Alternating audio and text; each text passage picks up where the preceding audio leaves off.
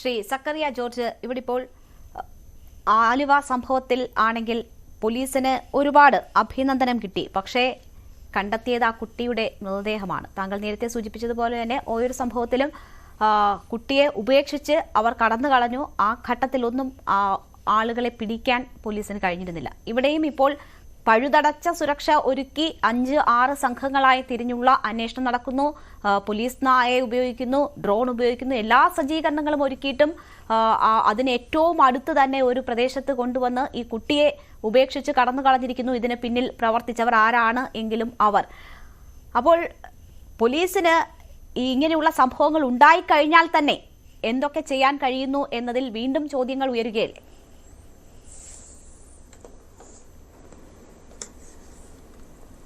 Sir മ്യൂട്ടാണെന്ന് തോന്നുന്നു.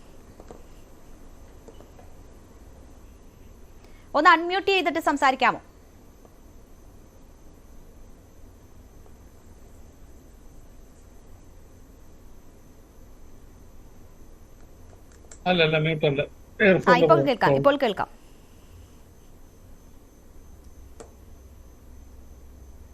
ഇപ്പോൾ കേൾക്കാം. പറഞ്ഞോളൂ. അപ്പം തീർച്ചയായിട്ടും ഇതിനകത്തൊരു പാളിച്ചയുണ്ട്. ആ സീനിൽ നിന്ന് തന്നെ അതിനടുത്തുനിന്ന് നിയർ ബൈ സ്ഥലത്തുനിന്ന് തന്നെ കുട്ടിയെ കണ്ടെത്തി. ഇപ്പോൾ ഒരാൾ പറഞ്ഞായിരുന്നല്ലോ, അവിടെ വേരുകൾക്കിടയിൽ കൊണ്ട് കിടത്തി എന്നൊക്കെ പറയുന്നു. എന്തായാലും ഒരു കൊച്ചുകുട്ടി അവിടുന്ന് പതുക്കെ 2 വയസ്സുള്ള കുട്ടി അവിടെ പോയി ഇങ്ങനൊരു വളരെ താഴ്ചയുള്ള ഒരു സ്ഥലത്ത് പോയി കിടക്കുമെന്നും നമുക്ക് മിക്കവാറും വീഴുവാണെങ്കിൽ അടുത്ത് വല്ലതും കിടന്നായിട്ടാണെങ്കിൽ നമുക്ക് മനസ്സിലാക്കാം. അങ്ങനെ ഉണ്ടെങ്കിൽ 17 മണിക്കൂർ 18 മണിക്കൂറൊക്കെ ഇതിനെ സെർച്ച് ചെയ്ത് പോയപ്പം എന്തുകൊണ്ട് കണ്ടെത്തിയില്ല എന്നുള്ള ഒരു ചോദ്യമുണ്ട്. അതിനേക്കാൾ ഏറ്റവും പ്രസക്തമായിട്ടുള്ള ഒരു കാര്യം, ഈ സീനിയർ ഓഫീസേഴ്സിന് ആർക്കും പൊതുവെ ഇത്തരത്തിലുള്ള കാര്യത്തിൽ ഒരു ധാരണയില്ലെന്നും. ഈ ക്രൈം സീനിൻ്റെ അവിടെ ഒരാളെ തീർച്ചയായിട്ടും നിർത്തണം. കാര്യം ഈ കേസിനകത്ത് മാസ്റ്ററൊക്കെ എഴുതുകയൊക്കെ വേണമല്ലോ എവിടെ നിന്നാണ് മിസ് ചെയ്തതെന്നുള്ളത്.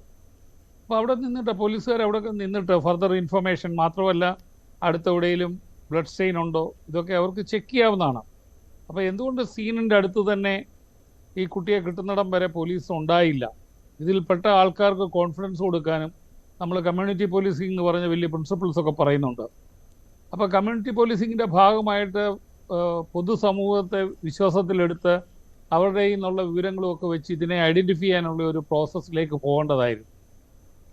ഇനി അടുത്തതായിട്ട് ഇങ്ങനെ വാണ്ടറിങ് കമ്മ്യൂണിറ്റി ഉള്ളിടത്തൊക്കെ പോലീസിൻ്റെ പെട്രോളിങ് ഇൻറ്റൻസിഫൈ ചെയ്യേണ്ടതാണ്. കാരണം അത് വർദ്ധിപ്പിക്കേണ്ടതാണ്. കാരണം ആലുവ സംഭവം അതുപോലുള്ളതൊക്കെ ഉണ്ടായപ്പോൾ ഇവരെല്ലാം സോഫ്റ്റ് ടാർഗറ്റാണ്.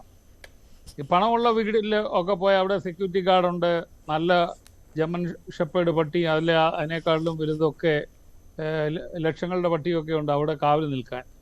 അപ്പോൾ ആരും ഇല്ലാത്തവർക്കാണ് പോലീസിൻ്റെ സംരക്ഷണം ആക്ച്വലി കിട്ടേണ്ടത്. അതിന് പോലീസ് കൊടുത്തോ?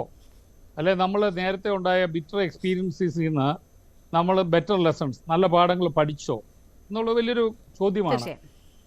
ഞാൻ ഇടയ്ക്ക് പൂനെ പോലീസ് റിസർച്ച് സെൻറ്ററിൽ പഠിക്കാനായിട്ട് എന്നെ വിട്ടിരുന്നു. അന്ന് ഞാൻ വിമൻസ് സെൽ AG ആയിരുന്നു. ഞാൻ അന്ന് അവിടുത്തെ വിമൻസ് സെല്ലിൽ പോയി. അവിടെയൊക്കെ കുട്ടികളെ ഡീൽ ചെയ്യുന്നതൊക്കെ കാണണം.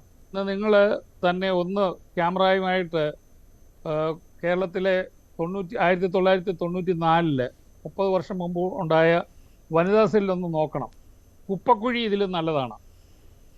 കാര്യം ഞാനിത് പറയുമ്പോൾ AIG വിമൻസ് സെല്ലാണ് കേരളത്തിലെ കുട്ടികളുടെയും സ്ത്രീകളുടെയും കാര്യങ്ങൾ നോക്കുന്ന പോലീസ് ഹെഡ്ക്വാർട്ടേഴ്സിലെ സ്റ്റാഫ് ഓഫീസർ.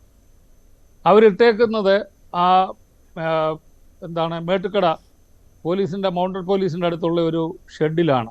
ഷെഡെന്ന് പറഞ്ഞാൽ അതിലും മോശമാണ്. അപ്പോൾ തീർച്ചയായിട്ടും ഇതിനൊന്നും കൺസേൺ ഇല്ല. 94 ഉണ്ടാക്കിയ ഈ വനിതാ സെൽ SP ഏതാണ് ഇവിടുത്തെ സ്ത്രീകളുടെയും കുട്ടികളുടെയും സ്റ്റേറ്റിലുള്ള കംപ്ലീറ്റ് പേരുടെ കാര്യങ്ങൾ നോക്കി സ്റ്റേറ്റ് പോലീസ് ചീഫിനെ, സംസ്ഥാന പോലീസ് മേധാവിയെ അറിയിക്കേണ്ട വ്യക്തി കിടക്കുന്നത് പോലീസ് ആസ്ഥാനത്ത് നിന്ന് കിലോമീറ്റർ അപ്പുറത്തുള്ള കുപ്പക്കുഴിയിലാണ്. ഞാൻ ആ കുപ്പക്കുഴി എന്നുള്ള വാക്ക് ഉപയോഗിക്കുകയാണ്. അന്തസ്സുള്ള ഒരു DGPയും അന്തസ്സുള്ള ഒരു ഭരണകൂടവും ഈ കേരളത്തിൽ ഉണ്ടായിരുന്നെങ്കിൽ പോലീസ് ആസ്ഥാനത്ത് കയറി ചെല്ലുമ്പോൾ ആദ്യത്തെ ഒരു മുറിയിൽ ഈ AIG വിമൻസ് സെല്ല് അവിടെ ഇരുന്നേനെ. കുട്ടികൾക്കും സ്ത്രീകൾക്കും പ്രാധാന്യം കൊടുക്കുന്ന ഒരു പരിഷ്കൃത സമൂഹമാണ് നമ്മുടെ എങ്കിൽ അങ്ങനെ കണ്ടേനെ.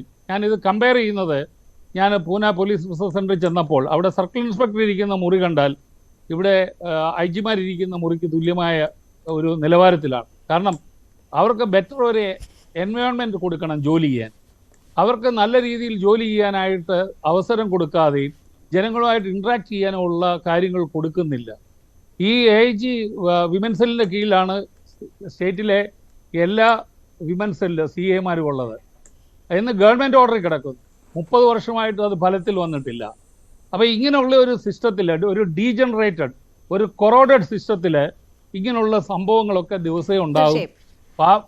അതിനുമപ്പുറം കടന്നു ചെന്ന് നോക്കിയാൽ ജീപ്പ് ഉണ്ടാവില്ല, ഡ്രൈവർ ഉണ്ടാവില്ല, എണ്ണയടിക്കാൻ പൈസ ഉണ്ടാവില്ല, സ്റ്റേഷനിൽ പോലീസുകാരുടെ എണ്ണവും കുറവായിരിക്കും. അങ്ങനെ ദുരിത കഥകൾ ഒരുപാട് പോലീസിനും പറയാനുണ്ടാകും.